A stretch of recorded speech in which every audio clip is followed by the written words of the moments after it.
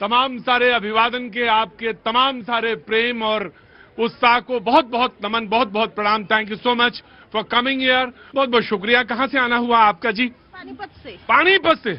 अरे बाप रे, पानीपत का तो युद्ध हुआ था, वो युद्ध ही याद है मुझे। आपसे मिलने आए हैं। हमसे मिलने आए? मैं भी आपसे मिलने आया हूँ और रोज आता हूँ मिलने, इसीलिए आता हूँ। बहुत बहुत शुक्रिया। क्या नाम है आपका? प्रियंका शर्मा। प्रियंका शर्मा। और आपका भैया? मैं वरुण, बहादुरगढ़ हरियाणा से। बहादुरगढ़ से आज हरियाणा से लोग आए हैं। बहुत बहुत शुक्रिया भैया। क्या वो नाराज हो? हाँ, हमें लगा कि हमसे नाराज हो। कहाँ के रहने वाले हो भैया? मेरठ का हूँ। मेरठ का आदमी तो वैसे ही नाराज रहता है, पता नहीं क्या बात है। साधारण सा खड़ा रहेगा फिर भी नाराज नजर आएगा। बहुत शुक्रिया सर। कहाँ से आना हुआ? नासिक। हिसार से। आज भी हरियाणा के लोग बहुत हैं। बहुत बहुत शुक्रिया। कहाँ से आए बच्चे? हरियाणा। हिसार हरियाणा से। आज सच में बहुत सारे लोग हरियाणा से हैं और मुझे अच्छा लगता है जब हरियाणा से लोग आते हैं। बहुत बहुत शुक्रिया। आप कहाँ से जी? जी मैं तो बनारस से हूँ। वाह, यूपी से, बनारस से, वाराणसी से। बहुत बहुत शुभकामनाएं आपको। जय बाबा विश्वनाथ। जय बाबा विश्वनाथ। हर हर महादेव। और तुम्हारा नाम क्या है? कनिष्का। कनिष्का। कनिष्का, तुम कहाँ से आए? दिल्ली। दिल्ली में। कहाँ से? पालम। पालम से। बहुत बहुत शुक्रिया। Thank you so much. वो लोग जो शो में आज शरीक हो रहे हैं। और आप लोग कहाँ से आए? ऋषिकेश। ऋषिकेश से। बहुत अच्छा। राब भाई? अमृतसर, पंजाब। अच्छा जी, हम समझ गए। अमृतसर पंजाब का आदमी ऐसे ही बोलेगा। बहुत अच्छी बात है। और गुरुओं की नगरी से हैं। मैं प्रणाम करता हूं। बहुत बहुत शुक्रिया भैया। आपका नाम? राजीव शर्मा। राजीव शर्मा जी, बहुत बहुत शुक्रिया। इनका स्थान बिल्कुल तय है, ये यहीं पे आकर रोज खड़े होते हैं। और ये तुम्हारा बचता भी है? क्या बचता है? सुनाओ फिर। वाह, क्या बात है। बहुत अच्छी बात है। मैं आता हूं, बाकी लोगों से मुलाकात करेंगे, बातचीत करेंगे। बीबी शर्मा जी कांग्रेस का पक्ष रखने के लिए मौजूद हैं। अमित जी बीजेपी का पक्ष रखने के लिए मौजूद है। बहुत बहुत शुक्रिया। विनय सिंह बिन्नू जी समाजवादी पार्टी का पक्ष रखने के लिए मौजूद है। बहुत बहुत शुक्रिया। सूर्या मैथिल जी राजनीतिक विश्लेषक मौजूद। बहुत बहुत शुक्रिया। Thank you so much. Rahul Lal ji पत्रकार। बहुत बहुत शुक्रिया। अमित श्रीवास्तव जी राजनीतिक विश्लेषक। बहुत बहुत शुक्रिया। ऑटो वाले उपाध्याय जी, बहुत बहुत शुक्रिया। Thank you so much. कहां से आए आप सर? मधुबनी बिहार से। बहुत अच्छा। परिवार को बहुत सारी शुभकामनाएं। बहुत बहुत शुभकामनाएं। जी बाबू जी, आप मेरी तरफ देख रहे थे कि देखें ये पूछता है या नहीं पूछता है। आपका चेहरा बता रहा था कि ये देखते हैं कि ये आदमी पूछेगा कि नहीं पूछेगा। जरूर पूछेगा, क्यों नहीं पूछेगा। मेरे पास समय हो तो मैं सबसे यही पूछता रहूं, कहां से आए, कैसे हो, परिवार में क्या चल रहा है। और आप भैया कहां से हैं? मोदी नगर गाजियाबाद से। बहुत अच्छी बात है भैया जी। मैं आऊंगा, थोड़ा सा काम कर लेते हैं फिर आऊंगा नन्हे मुन्नू जी। कांग्रेस की 4 मांगे हैं। मनरेगा में किए गए बदलाव को तत्काल वापसी हो, काम के संवैधानिक अधिकार की पूर्ण बहाली हो, न्यूनतम वेतन जो है वो 400 रुपए हो। कांग्रेस का एक और भी आरोप है कि पहले हर परिवार को न्यूनतम 100 दिन की गारंटी मिलती थी, लेकिन अब इसके पास कोई गारंटी नहीं रहेगी, ऐसा कांग्रेस का कहना है। जहां तक मनरेगा की बात है, बीजेपी का कहना है कि जो वीबी जी राम जी योजना है वो सिर्फ नाम बदलने की प्रक्रिया नहीं है कि सिर्फ नाम बदला गया है। जी राम जी मनरेगा की कमियों को दूर करने का एक ठोस कदम है, ये बीजेपी का कहना है। बातचीत के सिलसिले को शुरू करता हूं। नमस्ते जी, कैसी हैं? कुछ कहना है आपको? कुछ नहीं कहना? कितनी संतुष्ट हैं। पहली बार है और पहले बार आते ही जो है किसी ने पूछ लिया। कहां से आना हुआ? रेवाड़ी। आज हरियाणा से बहुत सारे लोग हैं। सबसे पहले Congress and then the BJP will respond. जी प्लीज कम फॉरवर्ड। जी सभी को नमस्कार। हाँ जी, बहुत बहुत नमस्कार। ये जो मनरेगा के ऊपर जो आशंकाएं जताई जा रही हैं 100% सही है। एक तरफ तो कहा जा रहा है कि 100 दिन से बढ़ा के 125 दिन करा जा रहा है, लेकिन उसकी गारंटी कोई नहीं दी जा रही कि वो 125 दिन मिलेगा नहीं। पिछले 100 दिन में ही जो उत्पादकता रही वो मात्र 42% की रही है, 42 से 50% की। और उसके बावजूद भी इसे कानूनी जामा पहनाया तो जरूर गया है। मैं इस बात से इंकार नहीं करता कि इसे कानूनी जामा नहीं पहनाया गया, लेकिन किस आधार पर? डिमांड एंड सप्लाई को चेंज करके। पहले डिमांड थी, मजदूर अपने हक की मजदूरी मांग सकता था कि मुझे काम चाहिए, तो उसे सरकार को, राज्य सरकार को काम देना पड़ेगा। लेकिन अब सप्लाई के थ्रू है, ये सप्लाई होगी तो डिमांड मांगी जाएगी कि हम इस काम को शुरू कर रहे हैं, इसमें हमें मजदूरों की जरूरत है, तो आप आइए और यहाँ पे नौकरी मांगिए या रोजगार मांगिए। दूसरी जो इसमें दिक्कत है वो यही है कि मजदूरी की बात जो बढ़ाई गई है, 400 रुपए की जो डिमांड रखी गई, 400 रुपए कितने होते हैं? और 100 रुपए में अगर 125 दिन भी अगर उसे लगातार भी काम मिल गया तो भी उसे हाथ में क्या आएगा? कुछ भी नहीं। उसके जीवन यापन के लिए बेहद कम है जो अभी दिया जा रहा है। तीसरी चीज जो उसमें सबसे बड़ी दिक्कत वाली बात है वो ये है कि जो वहन करने की क्षमता दी है वो राज्य सरकारों के ऊपर 40% की डाल दी गई है। पहले 100% केंद्र सरकार वहन करता था। आज देश में कोई सा भी एक राज्य ऐसा है जो कर्ज के तले ना दबा हुआ हो?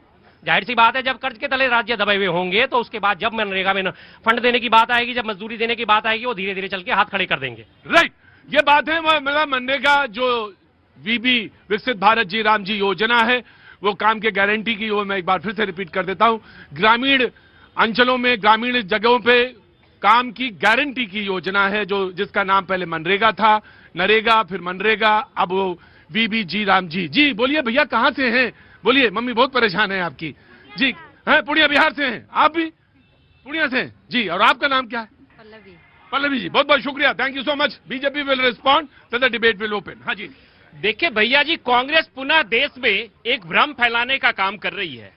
भ्रम इस तरीके से फैला रही है, कांग्रेस को प्रभु श्री राम का विरोध करना है, कांग्रेस को गांव में काम कर रहे मजदूरों का विरोध करना है। राम जी है क्या, मैं पहले ये बताना चाहता हूं। विकसित भारत गारंटी रोजगार आजीविका मिशन ग्रामीण, ये है, इसको इन लोगों ने, सभी लोगों ने वी जी राम जी नाम दिया।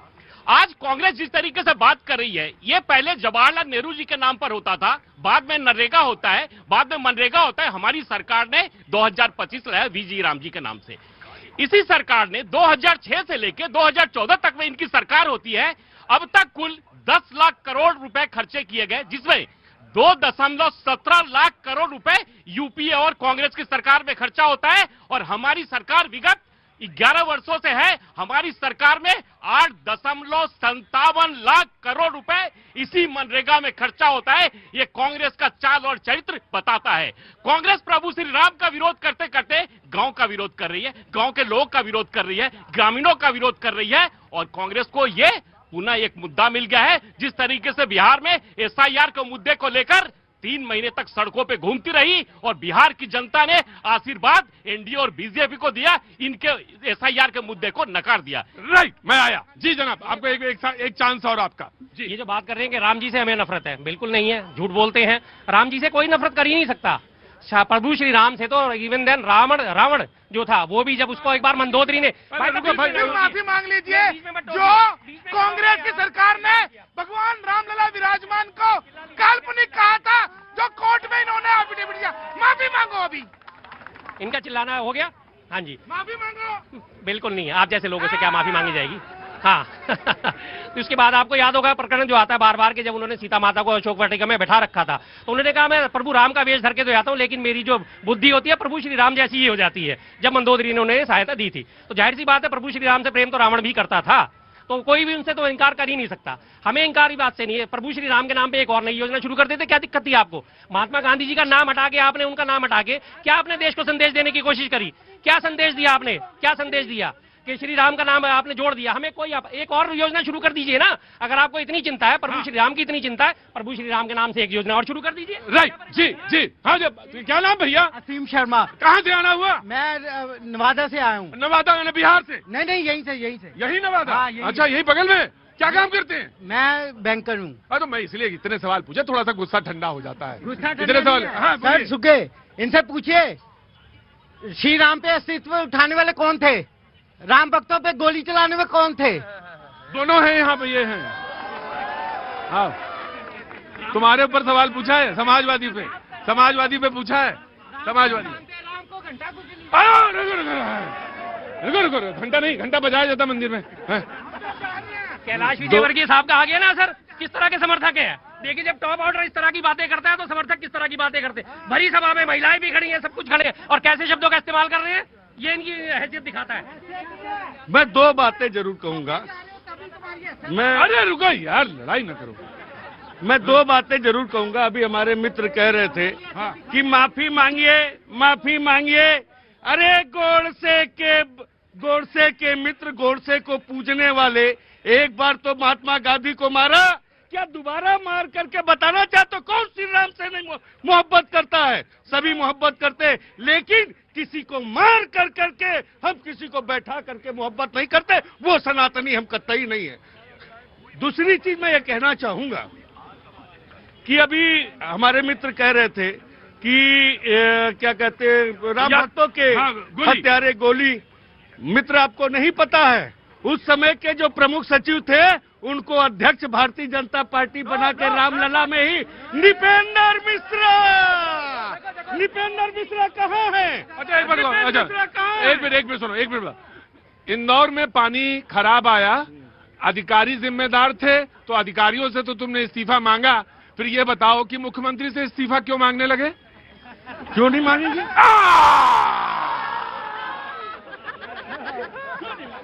हाँ, ठीक, सिस्टम में जो भी हाँ सिस्टम,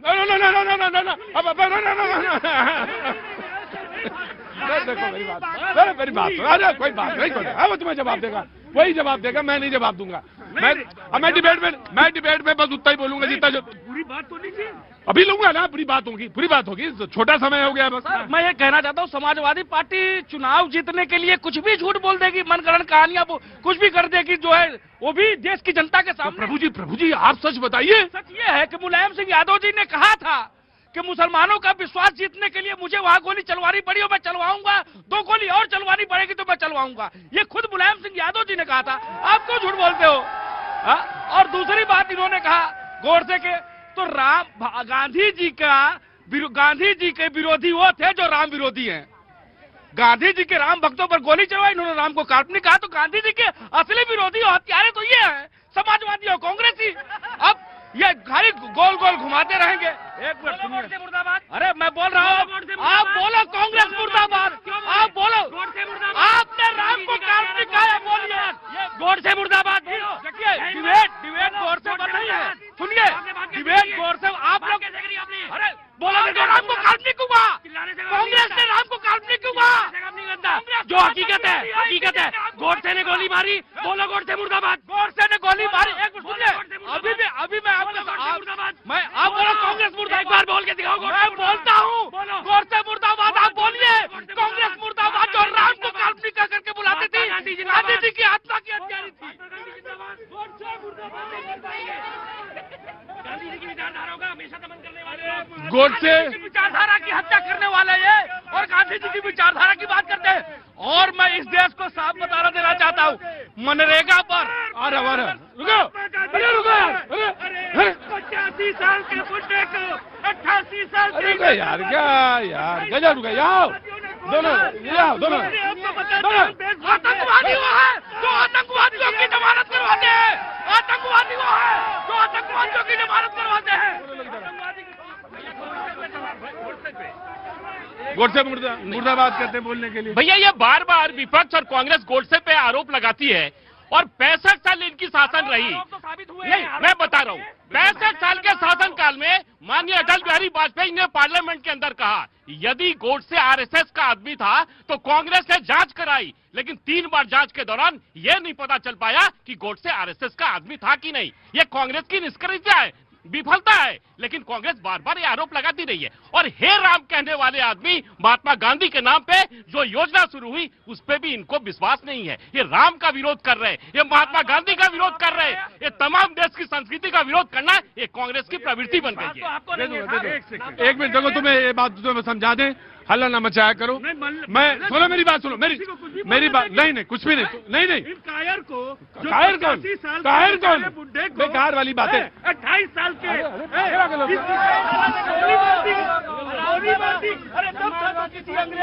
अंग्रेज अधिकारी को गोली मारे होते, कहते हम देश आजाद।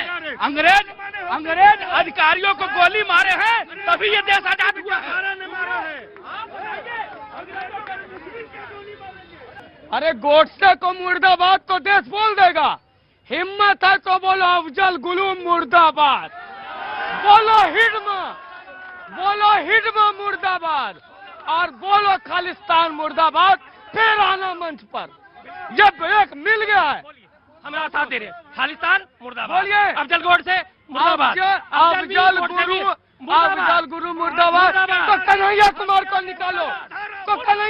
को निकालो गवर्निंग बॉडी से, कन्हैया कुमार को निकालो। अब रुको, अब बोल दिया ना, अब सुनो रहा हूँ, अभी सब सुना रहा हूँ। जो भी कर रहेगा वो व्यक्ति डिसाइडेड, अब डिबेट होने दीजिए। अब आराम से डिबेट करते हैं। इन्होंने एक और झूठ फैलाया, आजादी में क्या किए। आप सब गूगल कीजिए, उस समय भाजपा नहीं थी, हिंदू महासभा थी। हिंदू महासभा के दूसरे राष्ट्रीय अध्यक्ष कौन? लाला लाजपत राय, लाल बाल पाल के लाला लाजपत राय।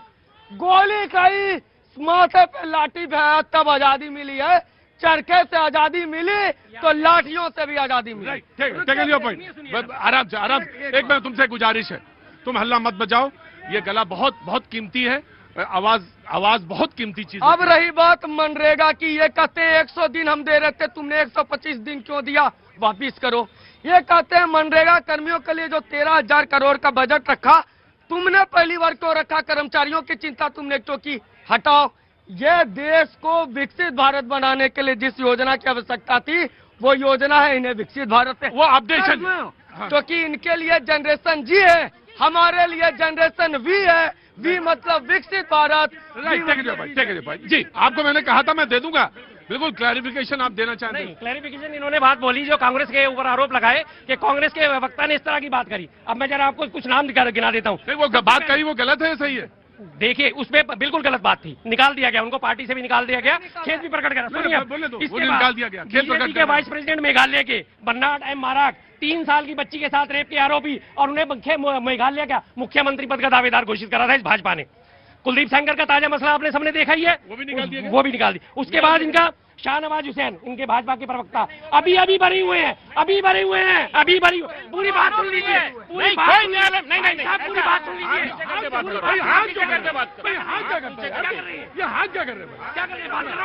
पीछे की बात करिए। अरे नहीं, ऐसा कैसे बोलते भाई, आराम से। कैलाश विजयवर्गीय रेप एक्ट का सामना कर रहे हैं, कुलदीप सेंगर रेप केस का सामना कर रहे हैं, चिन्मयानंद। भाई एक मिनट सुनो, एक मिनट भाई, मेरी बात सुनो, मेरी बात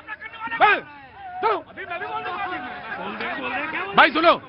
कुलदीप सेंगर आपने नाम लिया, उन्होंने एक आरोप लगाया, आपने कहा कि बहुत गलत काम है, वो कांग्रेस के जो विधायक उनको निकाल दिया गया।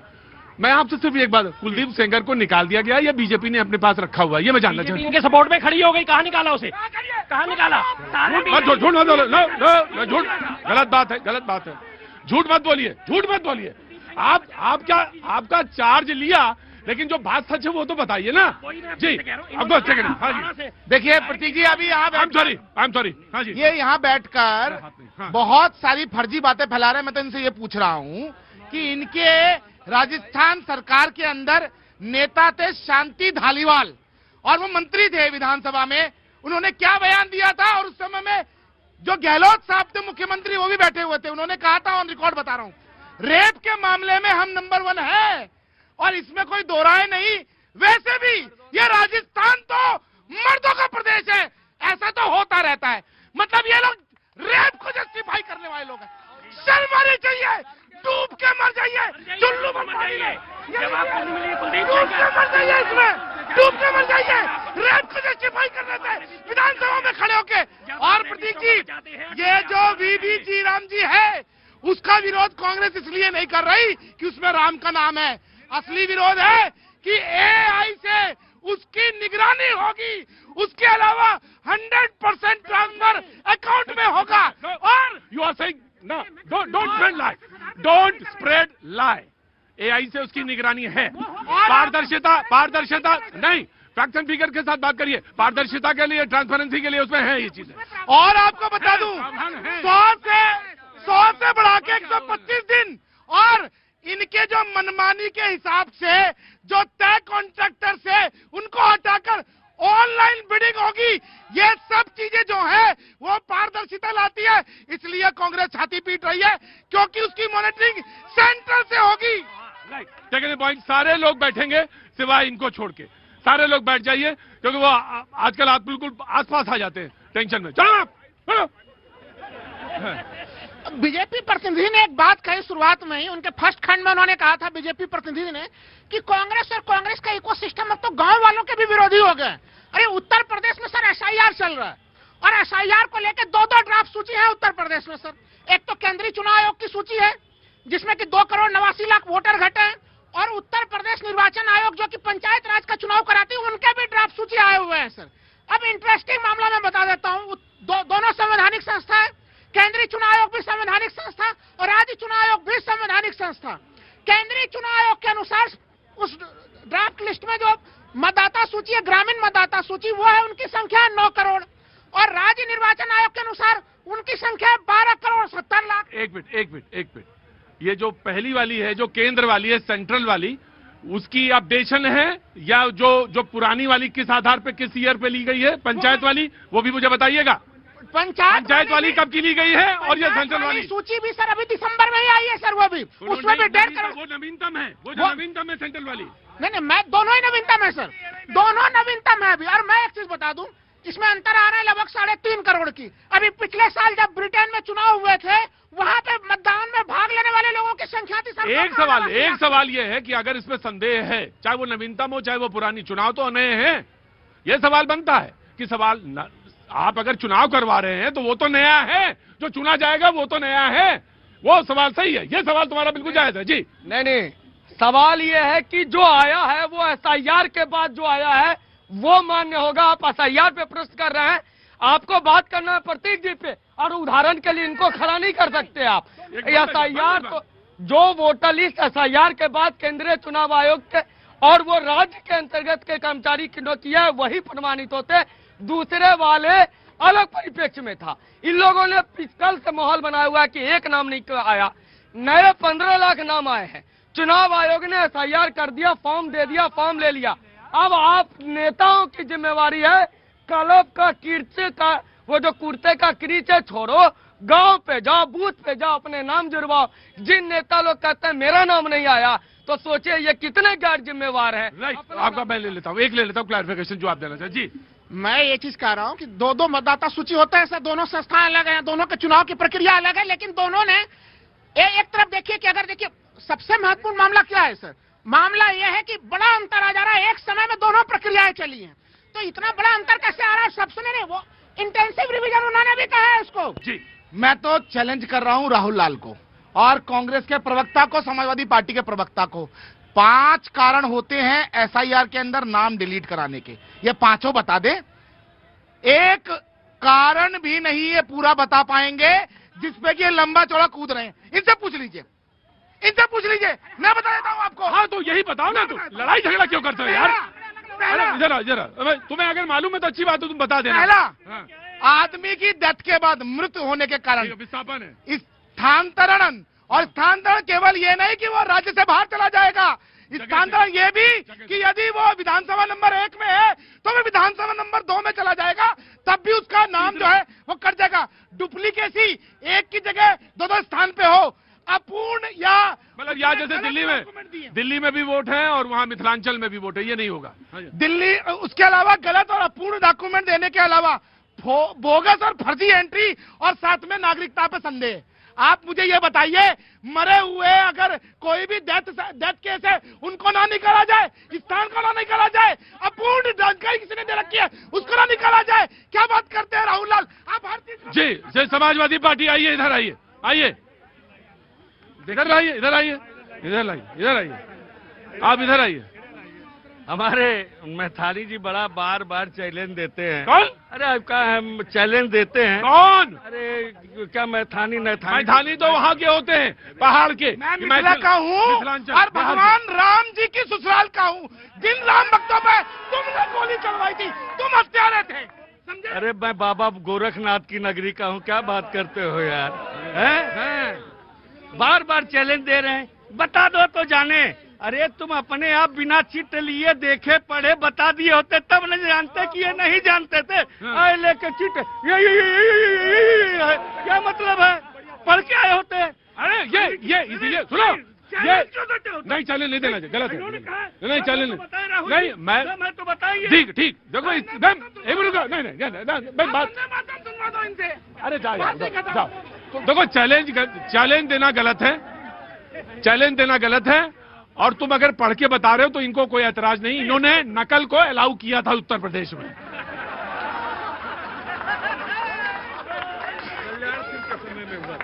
बंद किया था उन्होंने बंद किया था।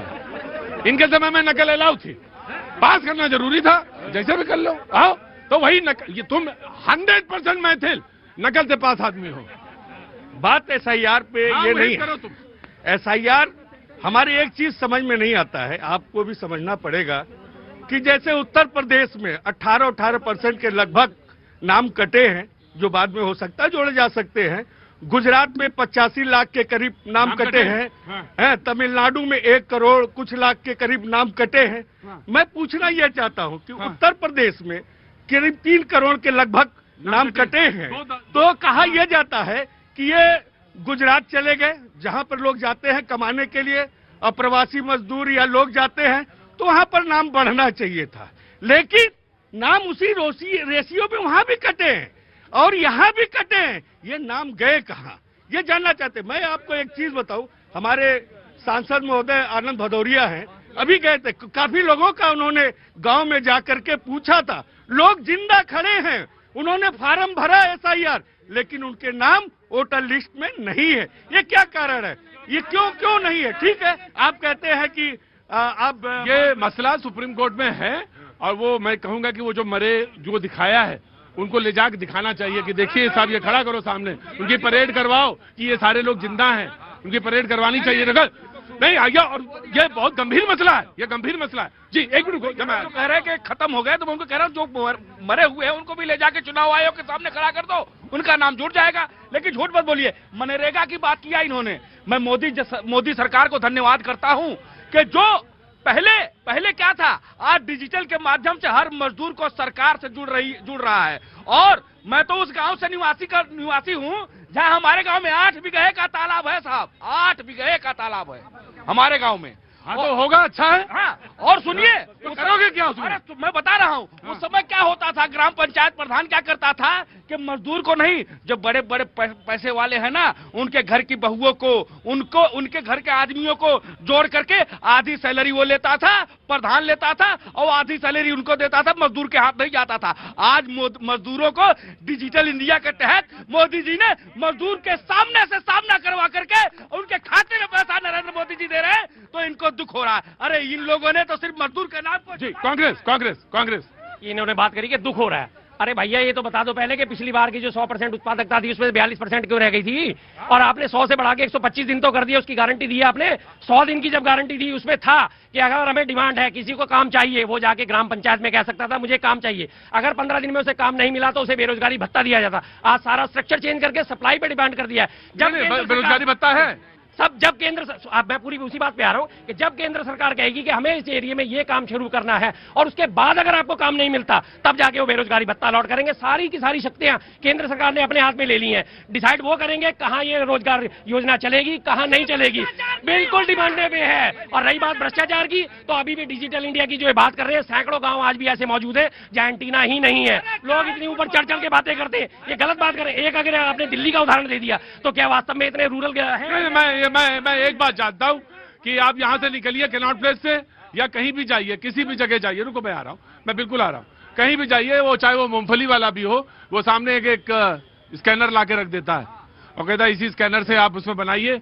और ये बहुत बड़ी चीज है, छोटी बुरी दुनिया में इस बात की चर्चा है, तो इस बात को क्रिटिसाइज जरूर करिए, क्रिटिसाइज करिए। आप बेहतर से बेहतर होने के लिए क्रिटिसिज्म जरूरी है, लेकिन जो बेहतर है वो चीज को तो बोलिए। जी बीजेपी। देखिए, अभी SIR पे बात हो रही थी, अभी राहुल भैया बार बार कह रहे थे ऑर्गेनाइजेशन की बात। राहुल भैया, राज्य का निर्वाचन आयोग भी भारत का निर्वाचन है, यो एक ही है। नहीं, दोनों संस्था एक ही है, काम अपने तरीके से करते। दूसरी बात, भैया जी, इसी यूपी के युवराज ने, अखिलेश यादव जी ने 16 जनवरी 2025 को प्रेस कॉन्फ्रेंस के युवराज क्या कहते, सीधे बोला करिए। अखिलेश यादव जी ने 16 जनवरी 2025 को लखनऊ में प्रेस कॉन्फ्रेंस करके कहा कि उत्तर प्रदेश में SIR होना चाहिए और वोटों की सफाई। उन्होंने कहा कि SIR का मैं विरोधी नहीं हूं, बस उसकी प्रक्रिया बिल्कुल। हाँ। उन्होंने कहा कि वोटों की शुद्धिकरण होनी चाहिए, और निश्चित तौर पे हो रहा है। आपको जान के बड़ा आश्चर्य होगा कि प्रयागराज जैसे डिस्ट्रिक्ट में, बनारस जैसे डिस्ट्रिक्ट में 13 लाख 14 लाख वोटर कटे हैं। और पलायन की बात कर रहे हैं, गुजरात के गांव पलायन करके विदेश चले गए हैं। तो ऐसा नहीं है कि सारा उत्तर प्रदेश के लोग गुजरात ही चले गए, उत्तर प्रदेश के लोग देश के और भी हिस्से में जाते हैं। आ जाओ, जल्दी आ जाओ। बीजेपी के मित्र ने अच्छा कहा, युवराज का हम देश का मदारी किसी को नहीं कहेंगे कि कौन है क्यों कहे भाई, ये इनकी महारानी। और देश का मदारी हम क्यों कहें जो झूठ की पाठशाला का स्क्रिप्ट जहां लिखा था, मैं कतई कुछ नहीं कहूं। मैं SIR के बारे में हमारी पार्टी बार ये सब शब्दों का इस्तेमाल न किया करो। मैंने कहा मैं किसी को नहीं कहूंगा देश का मदारी। मैंने तो कह दिया, इन्होंने कहा वो अच्छी बात है, लेकिन SIR प्रक्रिया में जो कमियां है समाजवादी पार्टी बार बार करिए, हमारे पीडीए प्रहरी लगे हुए हैं, हम बड़े मुस्तैदी से हैं। कह कौन रहा? योगी जी ही तो कह रहे हैं एसआईआर में जरूर गड़बड़ है, हमारे भाजपा के मतदाता कहीं न कहीं कट। हम तो नहीं कहे कि हमारे मतदाता कैसे समाजवादी के लोग पीडीए का शब्द बोल करके बाबा साहब अम्बेडकर के विचारों को जो है ये लोग धिक्कार देते हैं, ये बड़ा दुख होता है। तुम अब बेटा सीख गए हो ने, बड़ी जबरदस्त बोलना सीख गए हैं। मैं कह रहा हूँ ये पीडीए, मैं यही देश को कहना चाहता हूँ, ये पीडीए का नारा दे करके बाबा साहब अम्बेडकर के विचारों का और उस संविधान का एक बार नहीं इन्होंने बार बार अपमान किया है। इसकी सजा इस देश की जनता इनको देगी। उत्तर प्रदेश में पीडीए शब्द से आप देश का विकास नहीं कर सकते हैं। 140 करोड़ देशवासियों के नाम से आप देश का विकास कर सकते हैं, और आप पीडीए शब्द से सिर्फ देश को गुमराह करके उस जाति का भी, उस परिवार का भी अपमान करते हैं जिसने इस देश में बराबर की भागीदारी दी है और इस मुल्क को आबाद किया है और मजबूत किया है। हाजी गांधी जी के सम्मान करने वाले, जब इंदिरा जी इंदिरा बोला गया था, गांधी जी का सम्मान कहाँ चला गया था? जब गांधी जी के पोते राजमोहन गांधी के खिलाफ राजीव गांधी चुनाव पर उतर गए थे और चुनाव में धांधली करके संजय गांधी की हत्या कर दिया गया था, तब गांधी जी का आत्मसुरक्षा कहाँ चला गया था? जब इंडिया बोला गया था, गांधी जी का कहाँ चला गया था सम्मान? सोचने की बात है। जब राजीव गांधी खुद ठीक है, टेक योर पॉइंट। जी जनाब अली, आइए इधर, आइए किनारे आइए।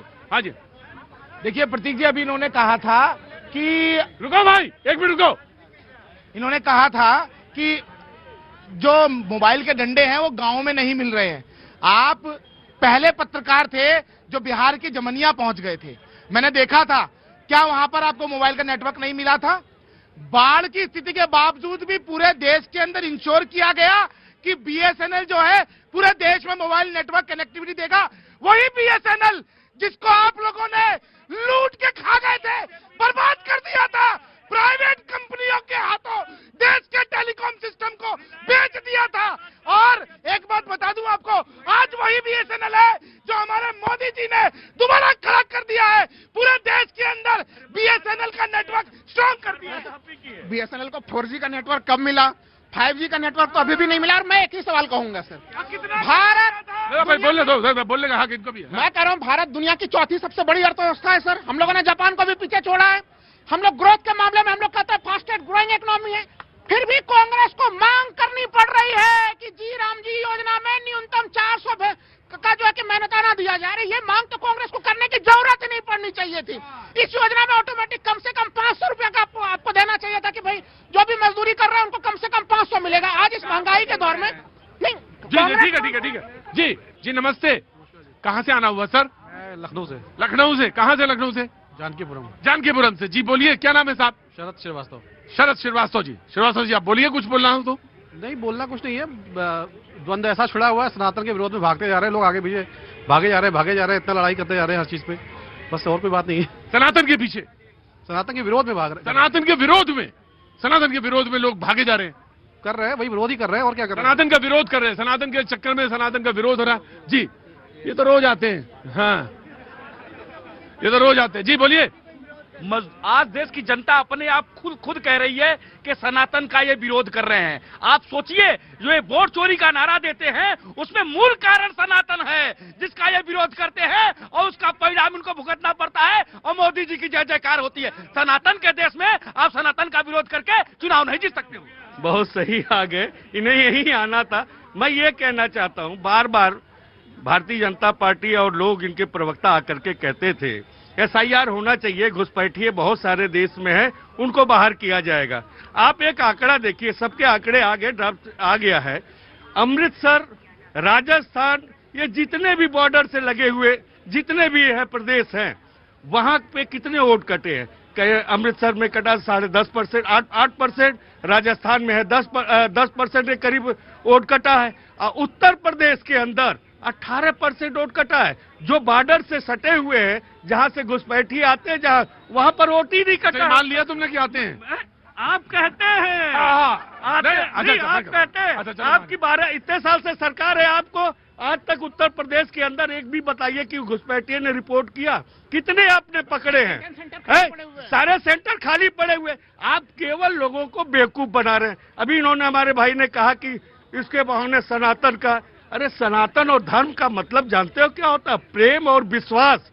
और दूसरों का सहयोग, जिससे आपसी सामाजिक समरसता बनती है, उसे धर्म कहते हैं, जिसको आप नहीं मानते हो। आपके अंदर तो विध्वंसक ज्वाला है, जो लोगों को काट दो, तोड़ दो, बांट दो, गोली चलवा दे तब ये परस्पर की बात नहीं करते हैं। राम मंदिर पर गोली चलवा दे तब आप परस्पर की बात नहीं करते हो। अरे बांसुरी बजाने के बाद हम दोबारा आए हैं सत्ता में। एक बात समझ, एक बात ध्यान दो, एक बात ध्यान रखो। उसी अयोध्या नगरी में चुनाव जीते हैं। अरे मैं कह रहा हूँ उसी मिल्कीपुर, उसी अयोध्या में भारतीय जनता पार्टी विधानसभा उपचुनाव जीती है। ये भी आपको विश्वास करना पड़ेगा। किसी अयोध्या मिल्कीपुर में भारतीय जनता पार्टी चुनाव जीती है। अरे आज ये जो मंदिर बना है जिस आकार में है, वो सरदार पटेल जब बनवाने के लिए गए तो उनको रोकने का प्रयास किन्होंने किया? जवाहरलाल नेहरू जी ने।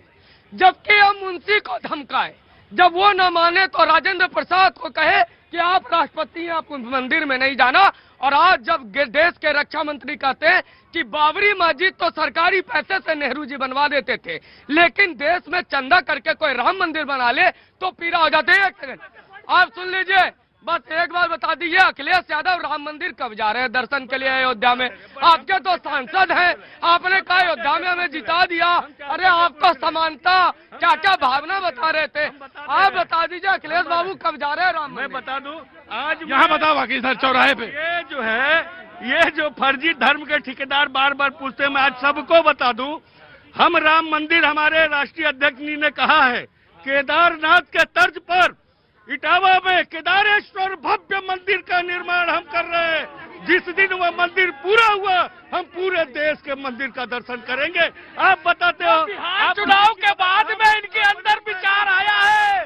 बिहार चुनाव भाई मैं एक बात जानना चाहता हूँ तुमसे, ये सवाल तो फिर पूछा जाएगा ना कि एक सवाल तो तुमसे भाई, हाँ तुम अपने पैसे से बना, अपने पैसे से बना रहे हो, मालिक आप मालिक हो, लेकिन मैं एक सवाल तो पूछे कि आप इटावा में बना रहे, बहुत अच्छी बात है, लेकिन अयोध्या के राम से आपका विरोध क्यों है?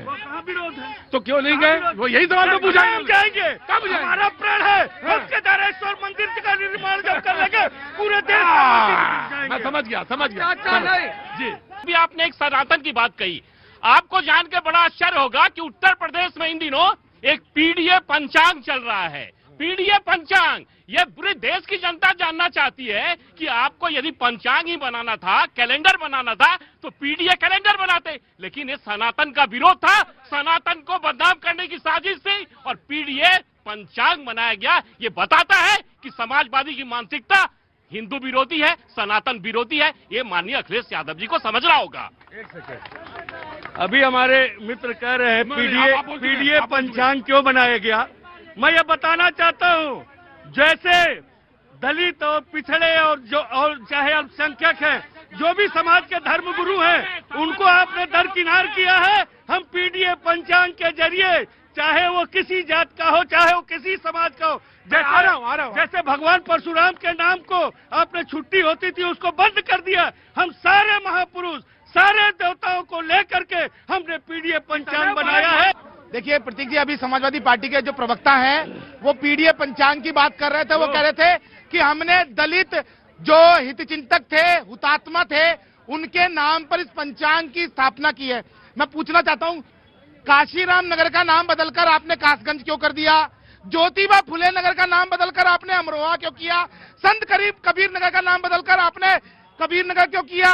और छत्रपति शाहूजी महाराज का नाम बदलकर जिले का अमेठी क्यों किया? क्या वो उस समय में दलित हितचिंतक नहीं थे, हुतात्मा नहीं थे? क्या मतलब है? चुनाव आ गए तो अब आप मीठा मीठा गपगप और कड़वा कड़वा तू तू, यही कारण है। अरे मैं कह रहा हूँ सर, अगर भूल सुधार कर लिया तो सूर्या जी कम से कम उसी का स्वागत कर दीजिए आप। और अभी हाँ, इसमें क्या दिक्कत है? इसमें क्या दिक्कत है? माफी मांगे राम भक्तों की हत्या पे, माफी मांगे राम भक्तों की हत्या पे, माफी मांगा जा रहा है।